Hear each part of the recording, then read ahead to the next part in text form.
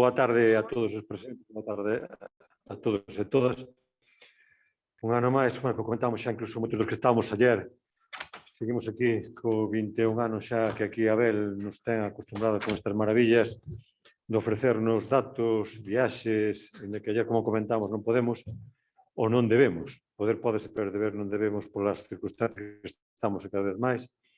Pero, desde logo, que moi agradecidos da presencia de todos e todas, simplemente porque creo que é meritorio darlle a Abel as gracias polo traballo, según comentábamos aí, 20, 25 anos de esforzo, e como ben comentaba ayer, de eso que eu non quero facer, estar sentado nunha silla, empezar a indagar por un lado ou por outro, o galgo coincidimos Abel e eu, que sí que somos amantes de Mondoñedo, e gustanos traballar por Mondoñedo e loitar por Mondoñedo, non? Incluso, ahora, abrindo o libro, enseñoume unha cousa que eu vexo moitas veces a Fontevella e nunca a apreciei. Eu non apreciei ali, acabo de dicir onde estaba situado, porque non apreciei, igual que desde moitos anos unha ventá pintada nunha casa, que tamén, que chamamos sempre a casa de Sevita Sánchez, dos de Sánchez, que pasaron moitos anos e pasei moitas veces por ali, hasta que un compañero, que en este caso era Valentín, me dicía: oye, tú notas algo raro en esta casa? Bueno, pois ali está unha ventá dibuixada, non? É dicir, non é a ventá real, pero está aí. Por eso que indagar, buscar, moitas veces intentar encontrar algo e non atopalo e pasar a outro día, outro día, outro día, outro día, hasta que, bueno, despois destes 20, 25 anos, como comentaba con Abel, bueno, pois sacounos as orixes de Mondoñedo. As orixes de Mondoñedo con moitos datos, moita ilustración, eu creo con moito rigor, como é sempre Abel, porque, bueno, a parte do sollo de arqueólogo día a día, mo demostra no traballo que temos cotidiano que é así, non? Moitas persoas que tamén que tades aí que vos gusta traballar e indagar, pois tamén sabedes máis ou menos como é Abel e como traballa, igual que a vos, que sempre recabades datos para poñerlos a nosa disposición, a disposición de todos os cidadáns, de todos os sitios, non? En este caso non é só de Mondoñedo, de todos os sitios, que sempre quere coller unha cultura, en este caso, Mondoñedo. Eu do cal me sinto moi orgulloso, Abel, de que, bueno, como mindoniense e alcalde, pois, bueno, que Mondoñedo siga aí, que Mondoñedo siga disfrutando de todos estos cosas que, hasta certo punto, están aí, e como eu mesmo decía, eu non as vía, pero, bueno, están aí, e vosotros poñedos a nosa disposición. Igual que hoxe pola mañá tamén nombramos filla predilecta adoptiva a Susana Rodríguez, que para nosotros o que falaba hoxe pola mañá non é só o correr, o ganar premios, porque é un esforzo personal dela, pero sí toda a constancia que ten, a valoración, a humildade do traballo día a día que se procesa. Pois en este caso, en vez de correr, sacar cultura en pedras, como lle digo eu, en excavacións, en moitos datos que están aí mortos e poñémolos á luz pública de todo. Eu non quero nada máis que agradecer outra vez a todos, tanto a Abel, como neste caso a Xe, e como non a María José, que é a delegada xefe da Zona Cultural da Xunta de Galicia na provincia, que por estar aquí a noso lado e estar outra vez, como sempre, acompañándonos en esta mesa. E a todos ustedes, bueno, como sempre dicio, pola presencia, porque, ainda que nós teñamos aquí, sin todos os que estades dese lado, pois isto non tería lógica ninguna. E desde logo que dicir que o Concello de Mondoñedo, en este caso, foi con Abel, como outros autores, outros cronistas, outros sempre estamos a disposición, igual que aquí a Xunta de Galicia, María José, en este caso, que é a de Cultura, sempre apoiar en todo o que seña cultura, en publicar libros que nos pode favorecer a todos os cidadáns de unha maneira ou outra, pero, bueno, polo menos poñelo a noso alcance. Que despois nosotros utilicemos ou non utilicemos, eso xa é responsabilidade nosa, pero sí poñelo ao alcance de que non quera disfrutar e que se disfrute. Moitas gracias, e Abel, noraboa por ese traballo silencioso deses tantos anos de esforzo que gracias a Dios van ver luz, ou que están vendo luz xa neste momento. Moitas gracias.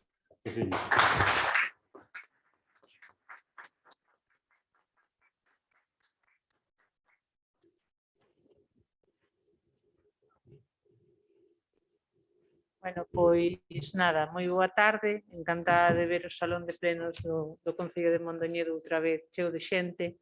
Quero agradecer ao Concello de Mondoñedo que sempre nos convida a Xunta de Galicia a estar presente en todos os actos, como non pode ser de outra maneira, pois estamos encantados de vir a Mondoñedo.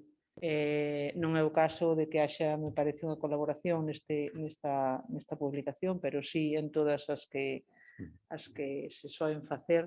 Eu estou encantada de que nos teñades en conta e seguiremos apoiando evidentemente a cultura como non pode ser de outro xeito en todos os concellos e no de Mondoñedo en particular. Eu quero felicitar a Abel por este novo fillo, que detrás do cal hai moitas horas de traballo, porque como ben sabedes, os estudios dos técnicos, neste caso de Abel como arqueólogo, non é un traballo nin dun día, nin de dous, nin de tres, sino case unha vida, non? Estudando, neste caso profundizando sobre o que son as orixes e a historia dun concello como é o de Mondoñedo, que ten tanto que contar. Eu estou encantada de estar aquí, seguro que saliremos daqui sabendo un chisquiño máis, que en definitiva o que temos que facer, non? Poñer en valor e dar a coñecer, divulgar o que somos e o que foron os que estiveron antes ca nós. Moitas gracias e de cá a próxima cita que calquera día.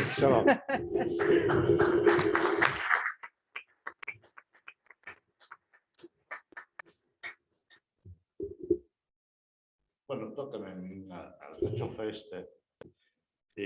Vale, ben. Primeiro, di o alcalde que fala ben un trampantojo que lle chaman normalmente na segunda entrada no que era o curral do bispo na Idade Media, e hoxe o que chamamos Castañar. Con ese trampantojo que naquela fachada. Ollo, porque en Mondoñedo hai máis que están desaparecendo. Hai máis, digo porque a mí me parece moi importante, diluíronse, ainda se ven o gasto, pero 100 metros máis arriba dese trampantojo da catedral, hai outro máis, que a xente normalmente non se percata de que existe. E a verdade é propiedade privada, evidentemente, pero debería quedar constancia ainda que tivera que repintalo o concello, debería ter constancia e aí depois te digo exactamente en que casa está. Pero, claro, este trampantojo non é da protohistoria da Idade Media e hoxe do que temos que falar é da protohistoria da Idade Media. Pero sí me parece importante que si mantemos que iso é importante, o outro tamén, ainda que non sexa tan coñecido, vale? E máis, é que obedece o trazado medieval da muralla, que ás veces tampouco non temos moi en conta. A mí tócame hoxe falar deste libro de Abel. Eu teño moita lei a este libro, moitísimo, porque me pareceu fundamental a súa escrita. Sempre considerei, e aparte de Abel a persoa indicada para facelo, que teñamos que ter, así como temos un montón de estudos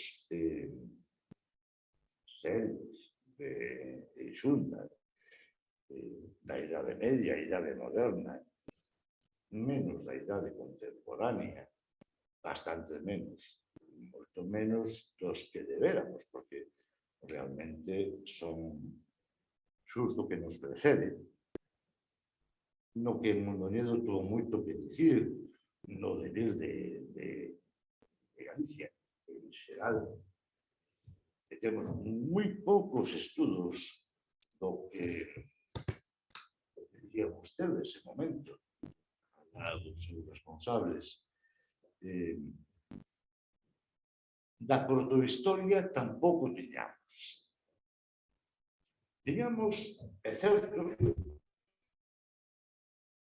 cousas soltas de Villamil,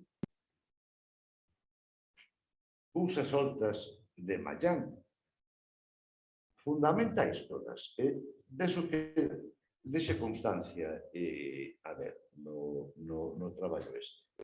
Pero facíanos falta ter algo libro. Vale. Telo aí, para botar unha llada cando a fora fundamental. Eu manteño nesta nota preliminar, a min aquí puxerme como prologuista, non son prologuista, unha nota preliminar do libro. Eu manteño que este é un libro fundacional en ese sentido. É a primeira vez que se aborda o Mondoñedo de antes do asentamento da diocese en Mondoñedo. E máis, ata agora considerábase que a diocese de Mondoñedo era a única de Galicia, e refírome a traballos de 2019, non do século pasado, que non tiña orixes romanas. Unha peseta, unha moeda, atopase calquera sitio. Non quere dicir que se atopara, que se fabricara nese momento en ese sitio. Unha pedra reutilizada, falo da Fonte Vella, do que, a ver, digamos, o Indiana Jones da Fonte Vella, bueno, pois tampouco é significativa. Pero unha estrutura xa non de habitacional, senón urbanística, como é unha recollida de augas de unha zona que existe na Praza da Catedral, que eso fala. É dicir, que Mondoñedo estivera habitada, houbera un asentamento humano no período que podíamos discutir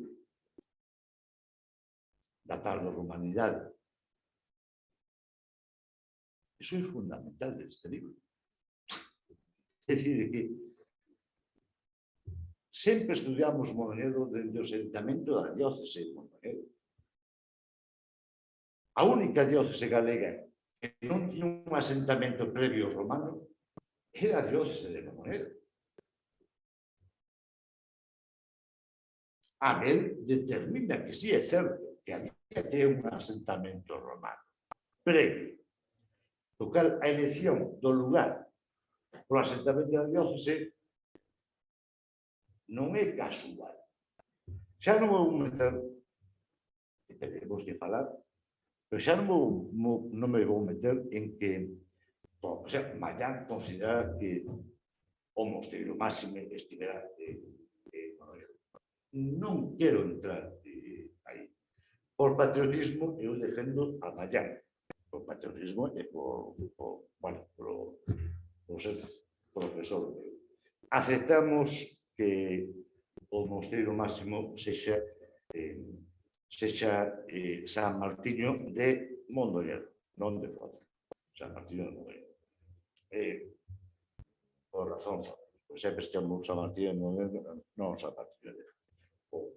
Da división actual. A ver, cando se concede a Mondoñedo o foro, concede-se o Porto de Bertoñe e o Concello de San Martiño, non o Concello de Foz. Foz é algo que naceu moito despois a raíz das Sardiñas. Quero dicir que este libro vai replantexar bastantes cousas. O mellor non é a intención inicial de Abel, pero son as súas consecuencias. Un, cando escribe algo, tense que atender o que está escribindo. Vale? Entón, efectivamente, Abel é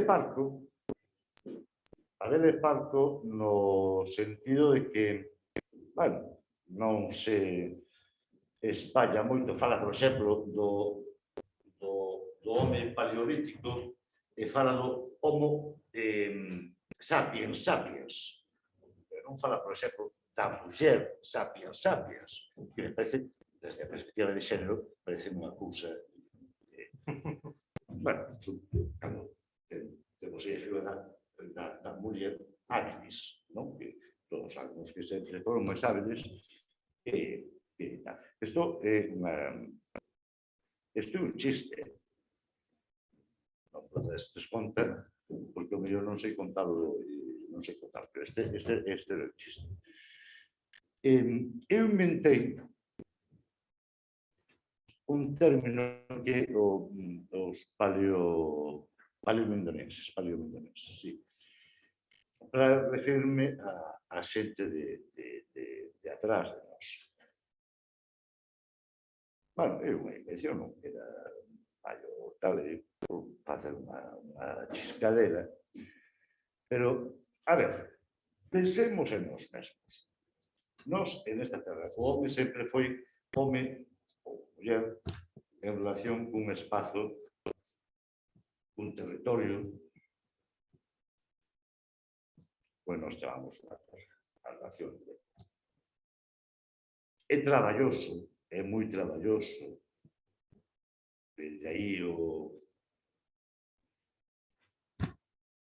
un dos grandes méritos deste libro, hai máis, hai un mérito importante que o traballo de gabinete, o de recompilar toda a trayectoria erudita do que se ten falado de Mondoñedo, que nos resume moi ben, a ver, pero moi ben, citando os dous grandes fundadores dos estudios arqueolóxicos. Bueno, está Villamil, está Mallán. Mallán cavar non cava moito. Pero si hai que reconocer que o traballo de Mallán é importante, sobre todo na zona dos castelos. Bueno, e algúns inventos, como todo o mundo, non é capaz de inventar, pero son inventos por patriotismo. Cando Mallán identifica a diócese lanio-briguense xa na tardo-romanidade, como realmente nos albores da alta idade media. Cando identifica o Mondoñedo, creo que é un brinde ao sol de que Mallán efectivamente está máis que fiándose dos datos, dos puros datos reais que pode imaginar, fíase máis do seu pobrazo. Entonces fai, incluso hasta establece o mosteiro máximo, o mosteiro de máximo na diócese, do que, bueno, vamos chamar diócese, que se edifica de Mondoñedo. Eso é importante. Eso é importante, e máis fala moito do que é a relación Mallán con Mondoñedo. Pero nós non temos que falar de Mallán, temos que falar de Abel.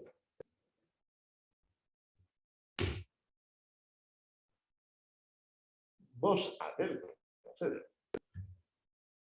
Abel é o Indiana Jones da Fontenelle. É un home tranquilo,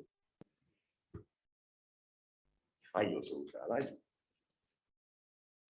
Un traballo que seguramente está dentro da súa relación de traballo que ten que facer, pero que vai moito máis alá. Neste libro,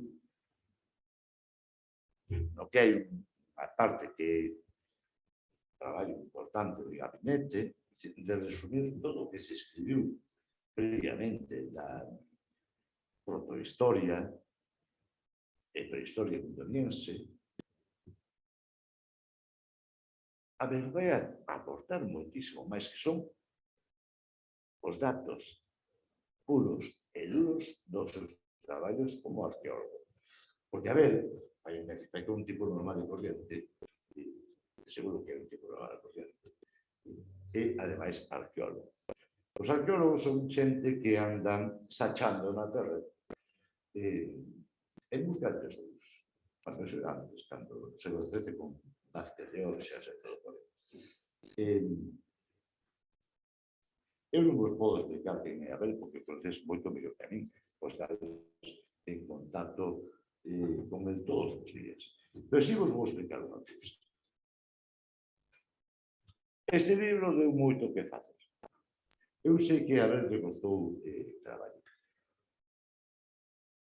Porque non é só condensar o de, non sei exactamente cantos anos, pero moitos anos, de traballo como arqueólogo municipal, non só municipal, intentar encadrar todo na mesma esfera.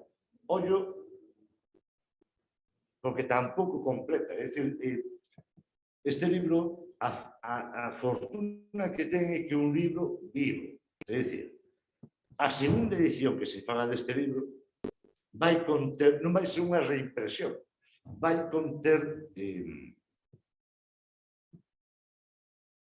temas novos. É necesario porque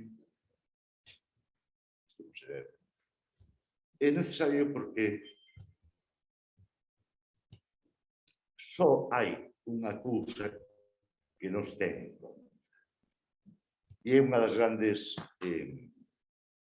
eivas que ten o Concello de Mondoñedo, que non é culpa de Abel, non. Que facemos ca toponimia? E, sobre todo, que facemos coa toponimia histórica? Ese é un serio problema. Aquí, relaciónse as mámoas existentes no Concello de Mondoñedo. É absolutamente imposible que en Mondoñedo haxa tan poucas mámoas. É imposible.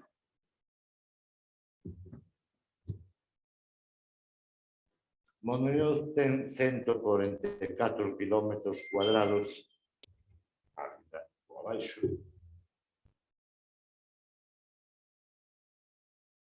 Ten un montón de documentación histórica na que nos van marcando as lindes, non do Concello, pero si daquela dos Coutos. Sabemos que as lindes se marcaban precisamente con mámoas, con penedos, Temos un traballo pendente, un traballo máis importante que eu sei que Abel complementará con isto, por eso digo que é un libro vivo, porque este libro vai seguir implementando pouco a pouco. Vale. Fáltanos urgentemente, para non quedarnos atrás con respecto a outros sitios de Galicia. Fáltanos un estudio da toponimia histórica de Mondoñedo. Aquí non está reflexada como mámoa a Modia de Oirán. Non está. Pero a Modia está aí.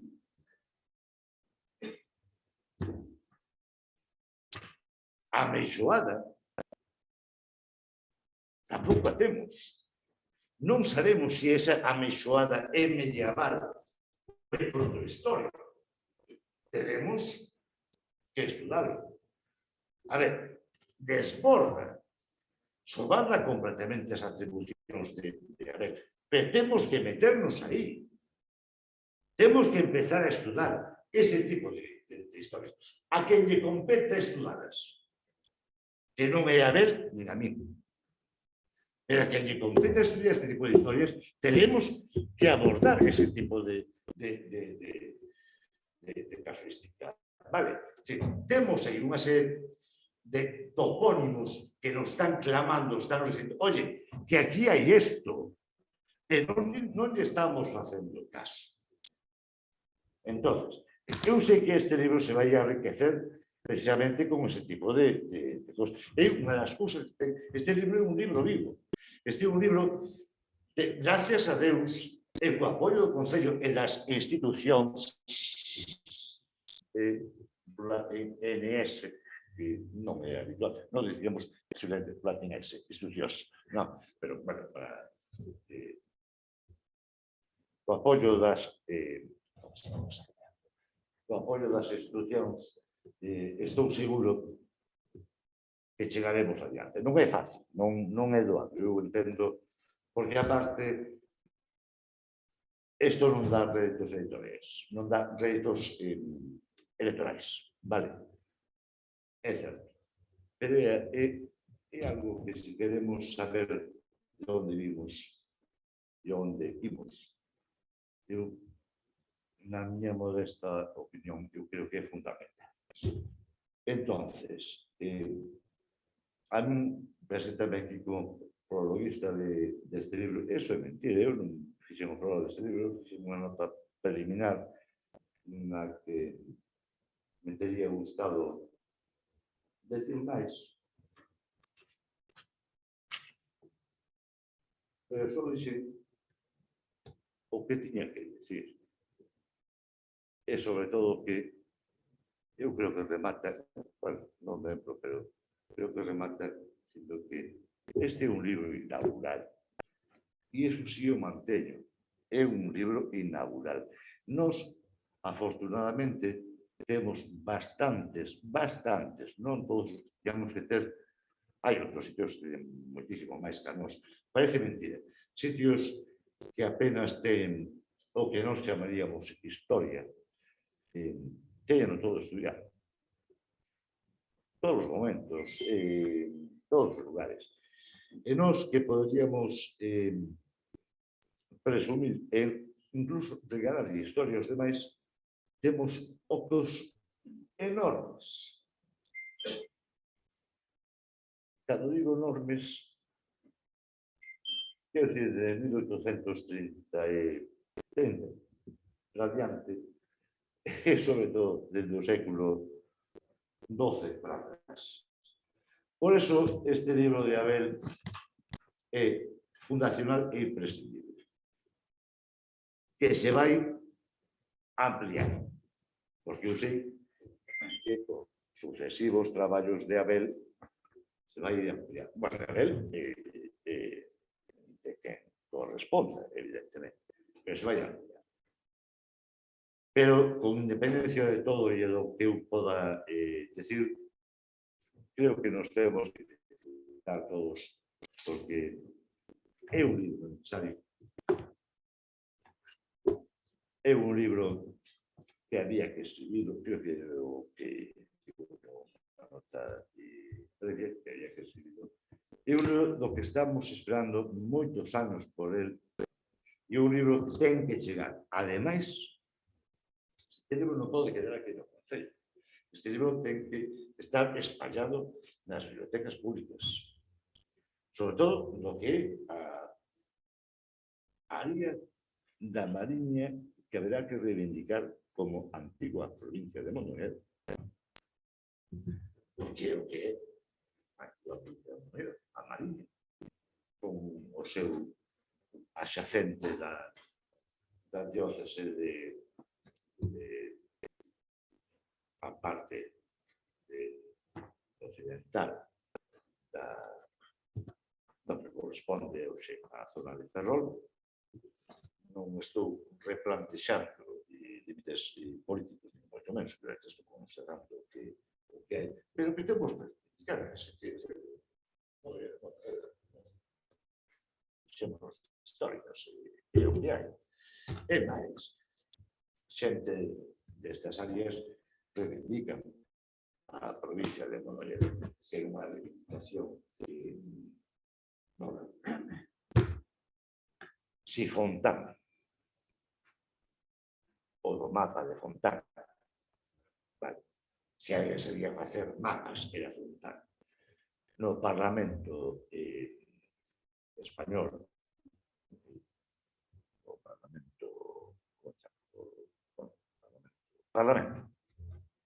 que está en Madrid, reivindicaba a figura da provincia de Mondoñedo, que menos nós, para intentar os máis, se apropiar, ¿no? Reivindicar ese tipo ¿no? Hai unha cousa fundamental neste libro. Xa Abel escribira previamente sobre ele, parece que eu son un lector, procuro ler todo o que me chega ás miñas mans. Pero ese libro en concreto que me dedicou a ver, que eu teño na miña casa, pero que ainda non pude pasar por a miña casa,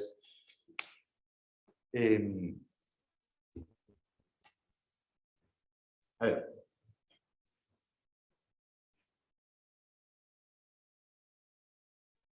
vou non formular dunha maneira que non sexa, non quero comprometerme. Un recente estudio, certo, do 2019, moi bo, por certo, moi documentado, con interpretacións, na que podemos coincidir en moitísimas cousas. Ese estudio dice que a diócese de Mondoñedo, é a única de Galicia que non ten antecedentes romanos. Abel acaba de desmontalo.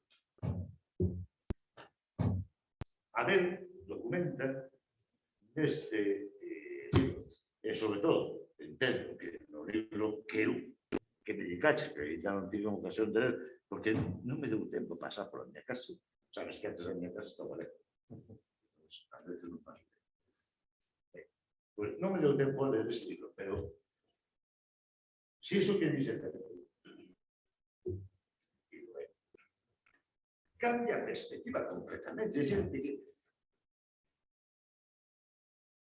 casado de Xocoa,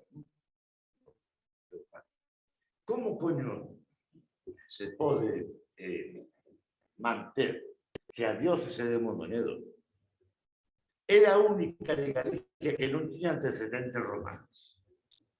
Cando Abel agora está demostrando aquí precisamente que tiña antecedentes. Ese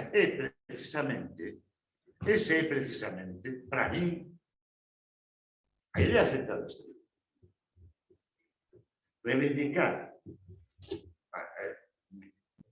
Está ben descender dos suevos. É máis que descender dos suevos mola un ide. Está ben descender de ide. Pero manter que Mondoñedo no seu momento estuvo poboado polos romanos, iso é alucinante, porque ata agora era a única diócese de Galicia, a única, que non tiña antecedentes en Roma. Non en Roma, perdón, non en Roma. Non, que non tiña antecedentes de un asentamento romano. A única. Se o quería ver de certo, isto é todo abaixo. Isto obríganos a repensar non só este momento da historia, senón por que se sentou a diócese aquí.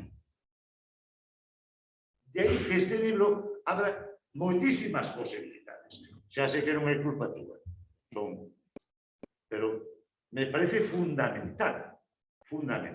Por eso, este libro ten que espallarse. Este libro non pode quedar aquí. Non pode quedar aquí no Concello. Ten que sair adiante. Este libro ten que chegar aos que interpretan a historia. Tenemos datos e sacan conclusións dos datos. Para mí, unha das cousas fundamentais deste libro é amosar. A ver, unha moeda romana aparece en calquera sitio, porque en calquera sitio podes perder un meu. Unha lata de Coca-Cola. Os milanos dirán, Lindín estaba conquistada polos americanos. Non ten nada que contar. Por qué? Porque apareceu unha lata de Coca-Cola en Lindín. Vale. Pero estamos falando dunha estrutura importante, dunha estrutura como é que esta cloaca romana, que non se fai porque sí. Pois esa cloaca, sendo cloaca, é seguramente a mellor noticia que tuvo Mondoñedo nos últimos 2000 anos. Eu interpreto así. A mellor interpreto de outra maneira. Pero que a mí me digan que Mondoñedo existe antes do asentamento da diocese e Mondoñedo pareceme fundamental. E máis, é que me justifica que a diocese se asentara en Mondoñedo. Porque o resto das dioceses galegas estaban asentadas en territorios previamente romanizados. Sí, xa entendí. Encantado. Chao.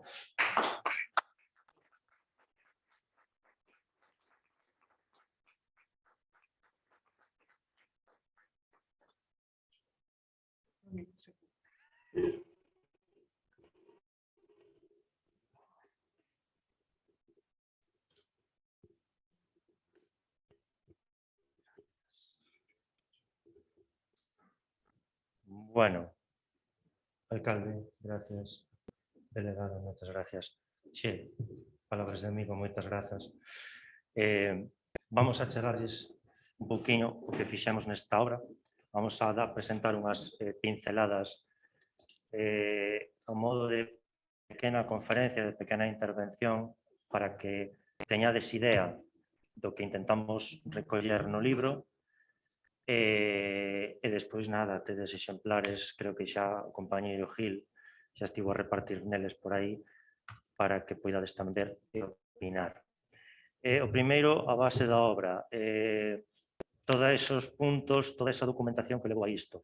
Bromeábamos antes que esta obra é un traballo de moitos anos.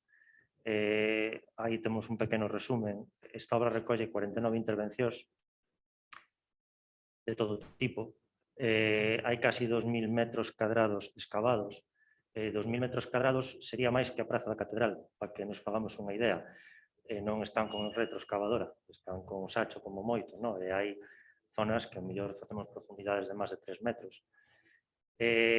Estudamos máis de 26.000 pezas de cultura material e despois, dentro destas investigacións, apareceron pezas que estaban desaparecidas, por así decirlo, pezas que aportaron os veciños porque ao vernos traballar no asunto enseñaron os elementos e fixemos a revisión de traballos de Villamil, de Mallán e de outras publicacións sobre arqueoloxía que se foron facendo no momento. Isto habría que añadirlle uns cuantos miles de kilómetros de coche percorrendo o concello para arriba e para baixo para ver todos os puntos que nos foron surxindo. Moitos positivos e moitos negativos, no sentido de que non aparece nada, ainda que, como ben dixe, hai que facer unha revisión toponímica, varios dos topónimos que se revisaron non deron resultado positivo, mentras que outros sí. Entón, ese é o traballo que nos queda, un dos traballos que nos queda pendentes. Estou de acordo con Xe en que é o volumen 1, por así decirlo, ou a primeira parte da película, porque hai moitos temas dos que están aquí plantexados que están en estudo, que se poden ampliar, entre eles todos os temas relativos ás necrópolis. Estás a traballar sobre eles a día de hoxe, co que eso vai a poder dar moito máis de sí nun futuro. E despois é a segunda parte, pantallita aquí, non sei, así vese mellor, non? Que intentamos nós dende esta obra, o que intentamos cando facemos historia, intentamos achegarnos á sociedade que está detrás, a sociedade do pasado. Pero desa sociedade, os arqueólogos só temos a cultura material. E desa cultura material só nos chega unha parte. Poñamos por caso os elementos perecedeiros, un plato de madeira. Cando pasan 2000 anos por riba do plato de madeira, encima enterrado, non está. Entón, hai unha gran parte que perdemos. Entón, de aí este esquema así tan rariño, non? Estudiamos as sociedades antigas a través dos restos conservados que nos dan un reflexo da sociedade pasada, da sociedade pretérita.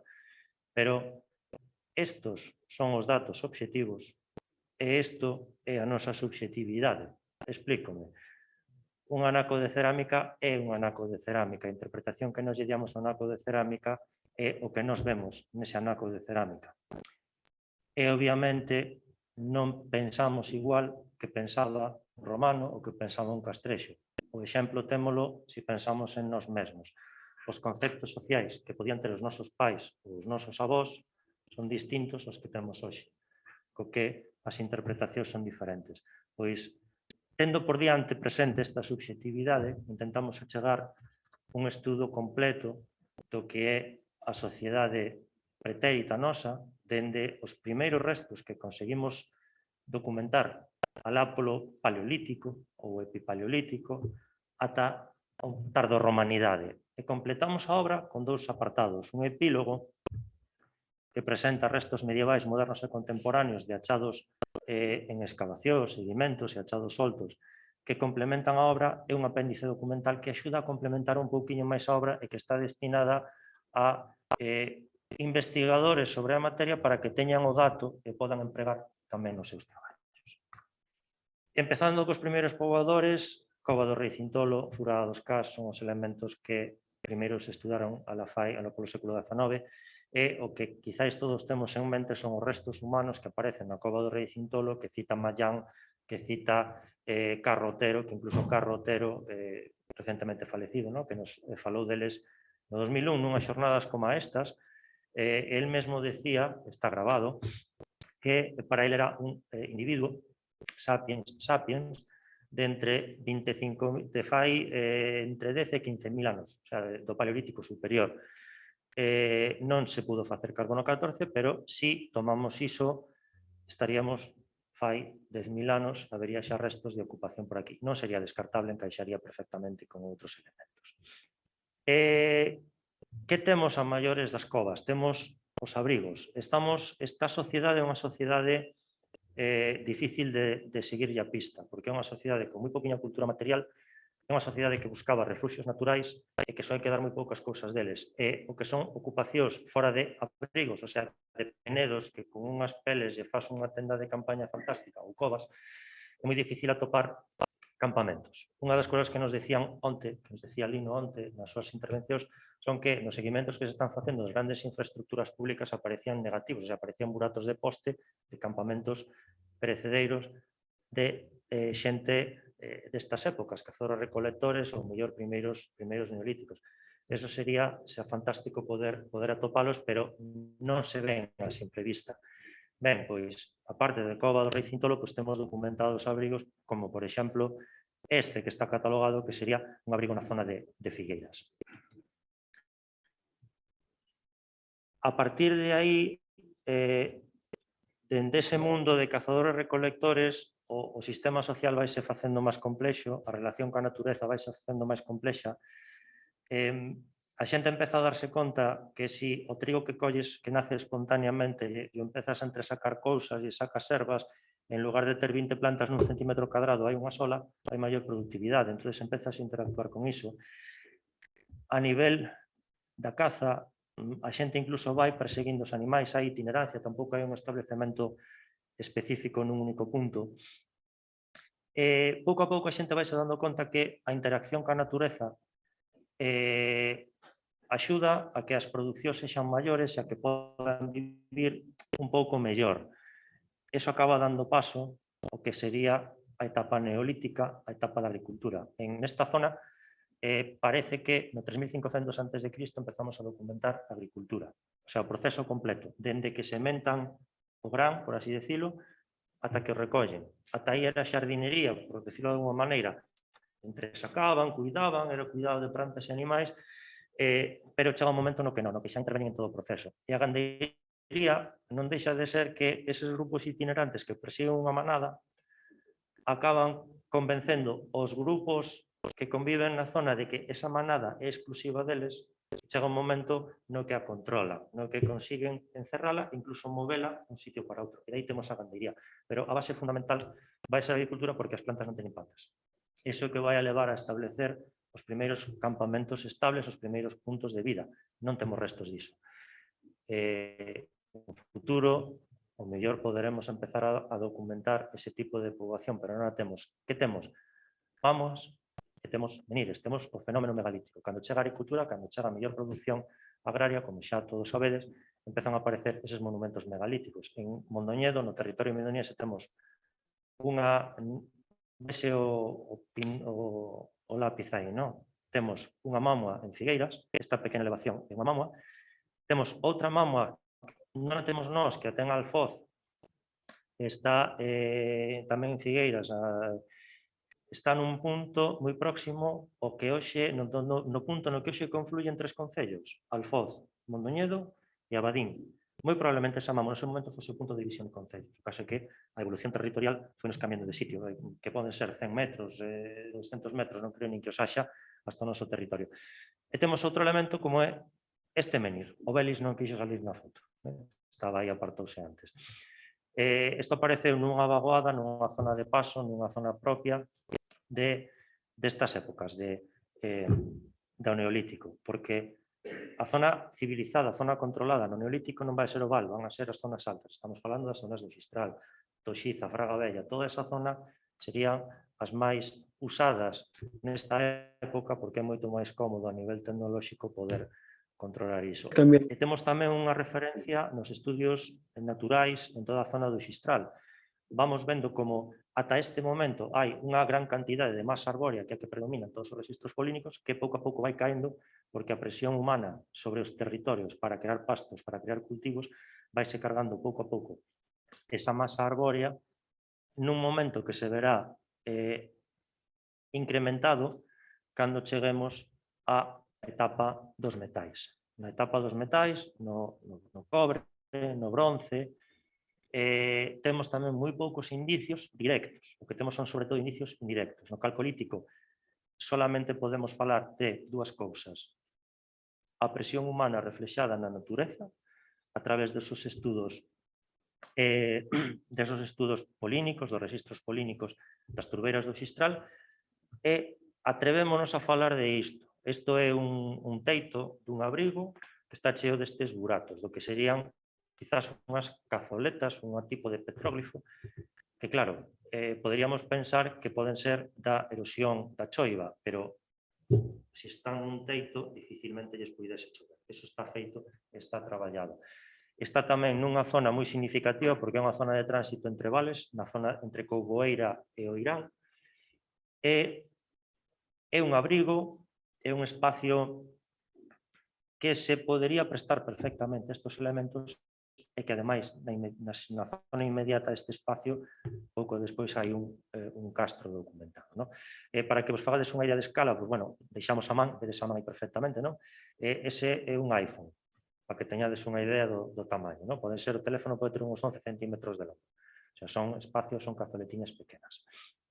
Isto é un exemplo de machados calcolíticos que serían dos elementos que temos relacionados con estes petróglifos. Non temos restos deles, pero son elementos moi sinxelos dunha sola cara que prácticamente non difiren un bronce inicial un calcolítico inicial bronce inicial de bronce medio, son elementos moi simples e o que si xa, chegando ao bronce final, xa temos este tipo de machados de talóns e anéis, sobre todo no Val de Mondoñedo, sobre todo vinculados ao Castro de Zoñán.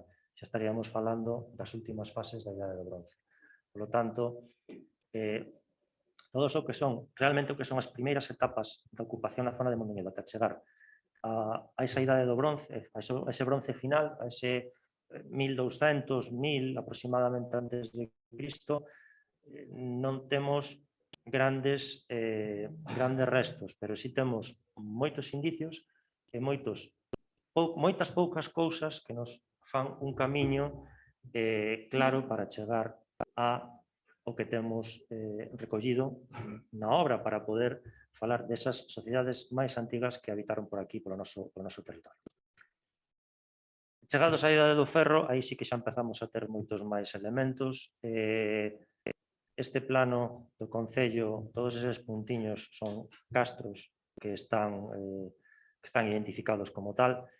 Moi probablemente non todos estivesen ocupados nos primeiros momentos dos castros, porque o gran volumen documental que temos da ocupación castrexa é no mundo galaico-romano, porque é o último que se fixo, é o que mellor tecnoloxía tiña e o máis recente. Elementos prerromanos son, por exemplo, ese puñal que tedes aí de bronce da zona da Couboeira, que está no Museo Arqueolóxico Nacional, ou fíbulas de longo traveso. Non teño fíbula de longo traveso atopada en Viloalle, pero este é un modelo similar ao que podería ter aparecido en Viloalle, unha ilustración para que poidades identificala. Estamos falando de dous elementos descontextualizados, non están asociados propiamente a un xacemento que teñamos identificado, pero estamos a falar de elementos prerromanos. O que decía Xe, poideron ser elementos que se perderon nun paseo que deu un individuo polo camiño, pero existen e fabricáronse neses momentos prerromanos, co que nos están a dar esas pautas, eses indicios de existencia de vida. E despois temos o que aparece na portada do libro. Temos volvemos ao plano, temos dous grandes puntos de aportes de ouro, de aportes de tesouros. Un é na zona de Masma, en Abaliña, ao pé do Castro de Masma. Estos son elementos xa citados por Villamil no século XIX, dous anacos de torque, unha arracada, que sería esta, un pendente, está moi ampliado, un pendente moito máis pequeno do que se ve aí. Estas son plaquiñas de apenas uns centímetros, moi pouquiña cousa. Están asociados, iso, ao Castro de Masma. E despois temos os da Recadieira, os do Castro da Recadieira, os da Croa da Recadieira, que temos este torque que é moi semellante ao torque de Burela. O de Burela pesa 1,800 kg, este pesa 1,200 kg, o sea, tampouco se queda moi atrás. Non hai queixa, non? E, bueno, despois para compensar peso temos outro tamén de ouro, non? Aquí ao lado, tamén atopado aí. E temos un de prata que ten bastante controversia, porque é o único exemplar así deste tipo que temos no oeste, que falase de que podía ser unha importación da meseta. Pero, bueno, apareceu aí, está aí, e temos que documentalo como tal. En todos estes casos estamos a falar de tradición prerromana. Todo isto nace da tradición local, da tradición indígena, e cando chegan os romanos atopan povos, atopan poboacións e atopan castros, porque os romanos, aínda que se asentan sobre a población previa, non van a cambiar moito o sistema de asentamento, van a cambiar máis o que son mentalidades e o día a día do que é o asentamento propiamente. Verémoslo agora cos elementos materiais. Dende que os americanos ganaron a Segunda Guerra Mundial, pois nós tomamos Coca-Cola e vestimos vaqueros. Vale, entón, isto vai ser unha cousa parecida. Seguimos vivindo nos nosos povos, nas nosas casas, pero a influencia exterior é moito maior. Non? Pois con Roma vai pasar o mesmo. Séguese nos poboados, incluso Roma vai fundar poboados tipo Castrexo, van a ter murallas, van a ter a estructura propia. Quizás cambien un pouco o urbanismo, porque eso sí que vemos que cambian o urbanismo cando chega a Roma, pero o sistema básico de asentamento é o mesmo. Cambia despois que empezan a meter importacións, empezan a comprar sixilatas, o que hoxe serían sargadelos e cosas así, cambian un pouco as costumbres do día a día. Bueno, e outro dos elementos dos que empezamos a ter indicios é dos elementos cerámicos. Temos unha tradición cerámica en Mondoñedo amplísima que podemos rastrexar hasta este momento, hasta a Idade do Ferro. Este exemplo que temos aí sería os típicos exemplos que temos de cerámica prerromana asociada ao mundo castrexo. É un anaco, como podedes ver, de borde, o que está aí fotografiado sería da parte de arriba, e este sería o perfil típico correspondente con ese material. Chegados ao mundo romano, os asentamentos no mundo galaico romano son os castros. Esta é unha foto de Zoñán, seguimos tendo a mesma maneira de construir cabanas de pedra, cubrición vexetal, non nos cambiamos a teula, polo menos en Mondoñedo, no que levamos traballado, seguimos con cubricións vexetal, pero empezamos a ter urbanismo, empezamos a descubrir no Castro de Zoñán, por exemplo, dúas grandes vías principales que nos falan de, quizáis, un cardus, un decumanos, o sea, unha organización do espacio máis achegada ao que é o mundo romano. Iso explicámoslo tamén no que é a propia obra, cando chegamos a ese mundo. Empezamos a ter cerámicas do gusto romano. Esta é unha cerámica, hoxe está exposta no Museo de Lugo, unha cerámica que en Lugo atópase a mogollón, é unha cerámica típicamente romana, do gusto romano, produción bastante estandarizada. Pero tamén temos este tipo de elementos, temos isilatas, temos producións traídas de fora, cerámicas de mesa do gusto romano especializadas. De feito, esta de aquí abaixo, esta máis baixa, que é un pouco rara, é unha forma 40, unha isilata forma 40 da Rioja, que é unha peza moi rarita, parece ser un tipo de salsera, pois bueno, que non era moi habitual. Vamos, que a persona que a comprou aquí en Zoñán probablemente a pedise de encargo, porque isto aparece no Castro de Zoñán, non é unha peza habitual nos xacementos locales. A maiores diso, outros elementos relacionados con este mundo, doas de distintos tipos. Este tipo de doas gallonadas en azul, pois vas a encontrar incluso despois en momentos xermánicos, sen ningún problema. Fíbulas deste tipo, pasamos desa fíbula anterior que vimos de longo través, unha fíbula con forma de omega, ou unha fíbula simplemente anular, sin ser en omega, que nos está a falar deste mundo galaico-romano ou deste mundo romano, deste mundo post-conquista en todo caso, e despois aparecen moedas. Esta é unha moeda de Claudio, eso é Adriano. Eso é tipicamente romano, é o emperador, é o deus do momento. E despois temos latín. No Castro de Zoñán atopamos esta anforiña que temos aquí fotografiada, que está toda ela escrita en latín. Aquí tedes, non sei se sodes capaces de ver A-N-T-O-N. Sí, non, sodes capaces de ver iso. Está toda escrita. Esta é unha das cousas que axudarán a medrar a obra. Estás traballando na publicación do que sería o grafiti. É un dos grafitis exentos máis grandes da Península Ibérica, o que temos aquí, polo que comentan os especialistas. E é unha cursiva do século III, que encaixa perfectamente coas cronoloxías de onde apareceu. O século III, no mundo galaico-romano, Mondoñedo é un momento de expansión, un momento un momento cumbre dentro do que sería o mundo galaico-romano, e é un momento tamén no que os castros empezan a abandonarse. A xente ten poder económico e poder social suficiente como para deixar o reducto castrexo e empezar a ocupar outros territorios. E só vémolo elementos como ese.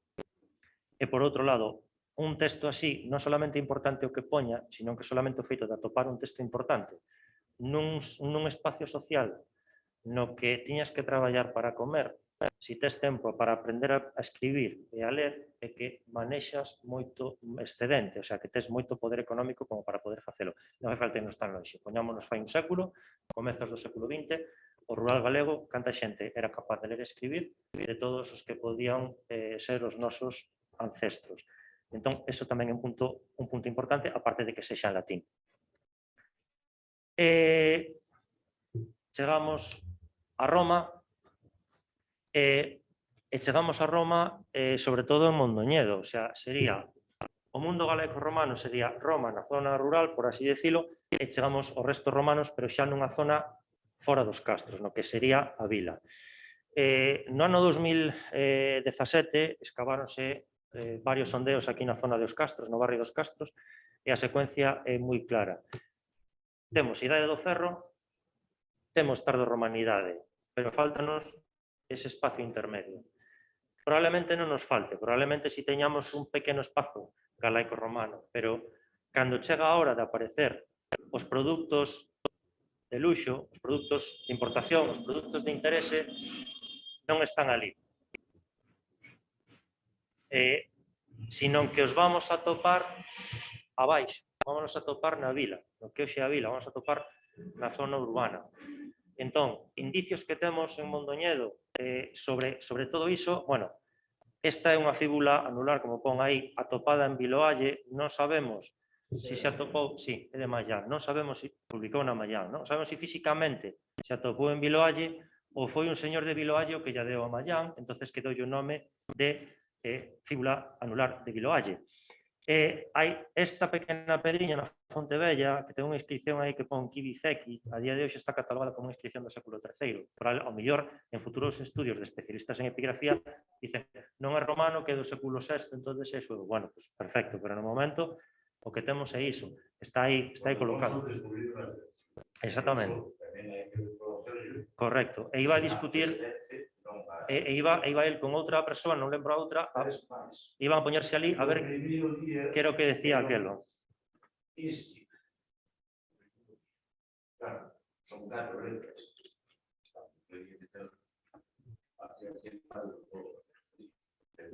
Eso é unha reivindicación de Certo. non tenía ben importante, porque eso me vai a la vida. Sí, pero non o viron, non se vía. Hasta que se empezó a mañar. Sí. E máis, hai traballos no que se Sí. está aí. Está aí. De feito, no libro ten unha foto un pouco máis próxima, está escrito que aparece, que arriba é Kibia baixo Fekit, pero está cortada, é un cacho da pedra, non está completa. E despois temos todas estas moedas, bueno, son 4 moedas solamente, anversos e reversos, que por aportacións populares nos foron chegando, algunha de Mallán, outra de particulares, de distintos achados na zona urbana, na Rúa Progreso e na zona dos Muiños.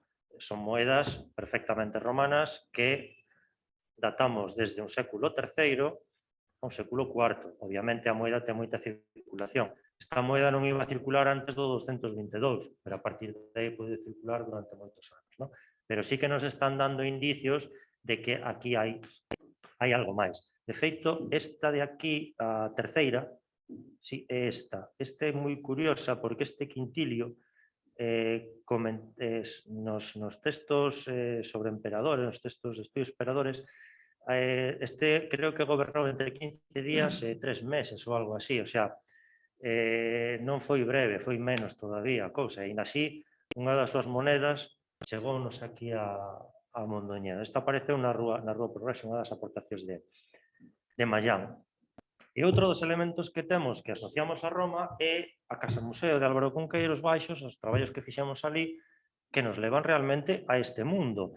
Isto que temos aquí é un arco, que é a cabeceira dunha bóveda que se proxecta sobre un espazo cadrado. Aquí xa está echado tapiado o arco, pero ainda así este pavimento é tremendamente impermeable e sobre este pavimento aparece material que podemos levar a esa época, o sea, séculos 3, 4, 5 perfectamente, que nos podría levar a ese momento.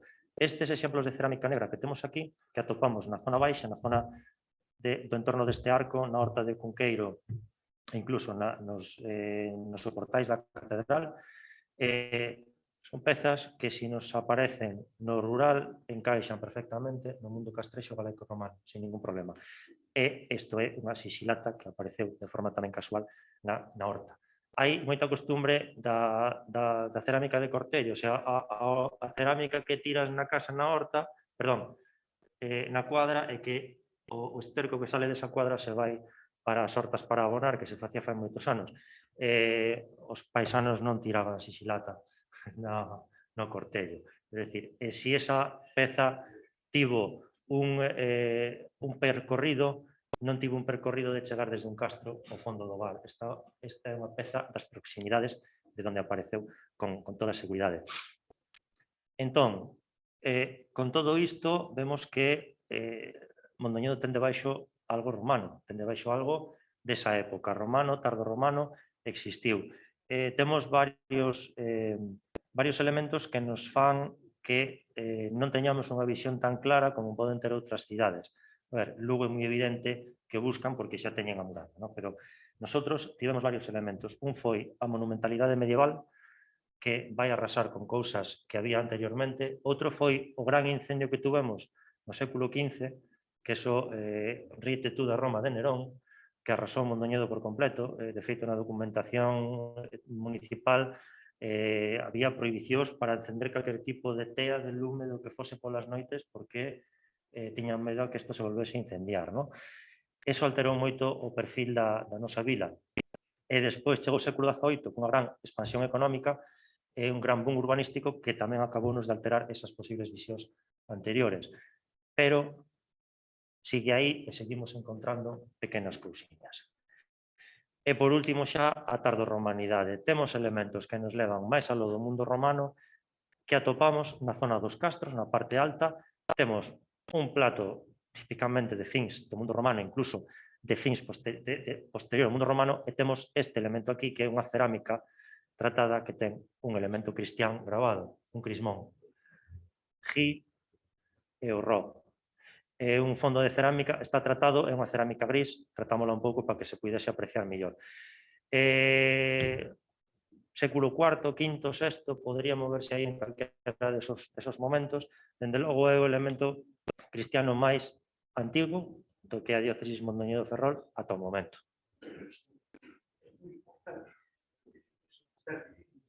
Desde o momento importantísimo, porque estamos falando Sí. da diócesis de la Rodríguez. Mondoñedo ten moito que decir, Claro, porque allá, sabes, o patriotismo, no bon sentido. Sí, sí, sí, correcto. para todo eso, sin conocer Sin conocer isto, sí. Sí, no, hai moitos indicios. Sí. Hai moitos indicios sobre a base histórica de Mondoñedo. Este é un deles. En definitiva, resumindo, temos restos de na Cova do Rei Cintolo que podríamos levar, se facemos caso, a esas datacións de Carro a un 10.000 antes de Cristo ata a tardorromanidade, o sea, todo de forma continua. Por aquí houve población non no centro, sino no seu punto ideal, segundo a época na que se está a vivir, pero sí no noso entorno, en toda a nosa zona. Como complemento, fálase un pouquiño de restos medievais atopados no barrio dos Castros, unha necrópole, unha estructura importante, unha estructura grandota. Estos son 10 metros de muro, non corresponde con elementos que nos coñezamos típicamente do mundo romano, salvo que estamos falando xa de vilas, de vilaes, e temos necrópoles, unha necrópole que non temos unha cronoloxía, pero que se hai un enterramento. A catedral aséntase sobre un antigo mosteiro da igrexa de Santa María, estamos falando de comezos do século XII, isto váixenos moito máis para atrás, sin poder ter unha cronoloxía clara. En San Vicente atopamos máis tumbas, estas aquí temos que tirar tamén moito para atrás. Todos estes estudos, todos estes elementos están en estudo, agardamos poder sacar conclusións firmes en breve de todos estes puntos, pero estamos falando iso de momentos moi antigos do mundo medieval. Falamos un pouco dos restos da muralla que foron aparecendo na Praza do Seminario e na esquina da Praza do Seminario da Fonte, no que sería o resto do Torrellón, elementos que están marcados na propia plaza con distintos pavimentos e hoxe en día contan con paneles explicativos por si alguén lle apetece botarles un ollo, están escritos aí no libro. Falamos da canalización do río de Xisto do século XVIII, deses canos de auga potable para o obispo ou dun areneiro que enlaza con estes canos de auga potable para traer auga cara ao Pazo Episcopal, elementos que vimos pola mañá no Museo da Fontevella, dous deles están ali expostos coa colaboración de Cultura e Patrimonio, que nos permitiron que o Concello quedase en depositario deste tipo de pezas e poder expoñelas, porque tamén é de agradecer á área de Cultura esa colaboración. Restos de época contemporánea na Praza do Seminario, como son restos das pescaderías, máis ou menos en frente da entrada da Iglesia Grande do Seminario, en frente do parque infantil, que supoño que moitos miñoneses recordan que ali estaba o basto da cidade, naquela zona dali. E despois a Rúa Pascual Veiga, na que apareceron tumbas tamén, a cara norte da catedral era onde estaba o cemiterio. Aquí, máis ou menos por aquí, temos a entrada á porta norte, a fachada norte da catedral.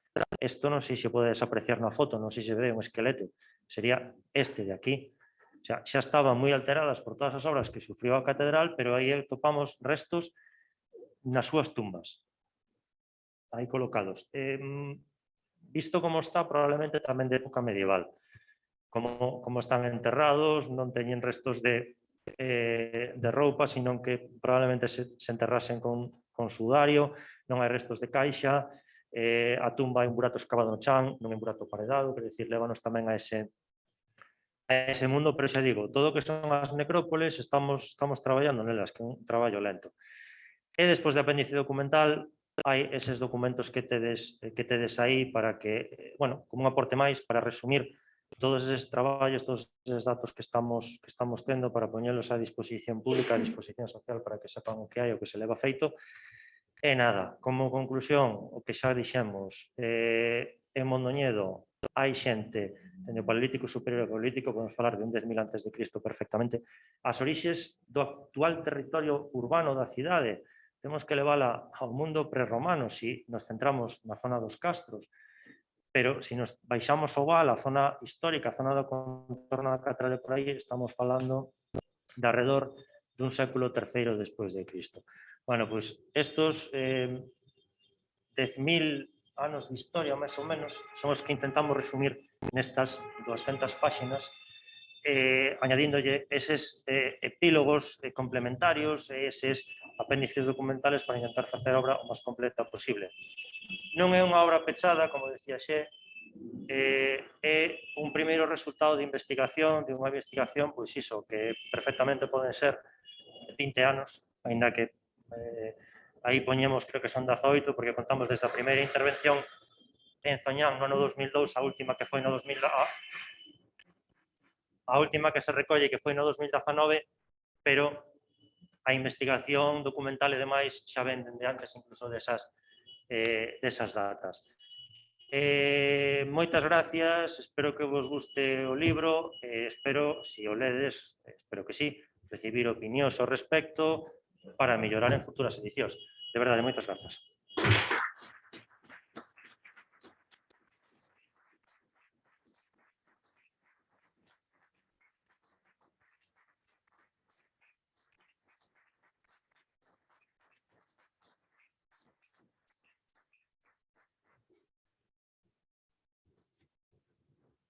Se hai algunha pregunta, algunha duda, algunha cousa que queirades comentar.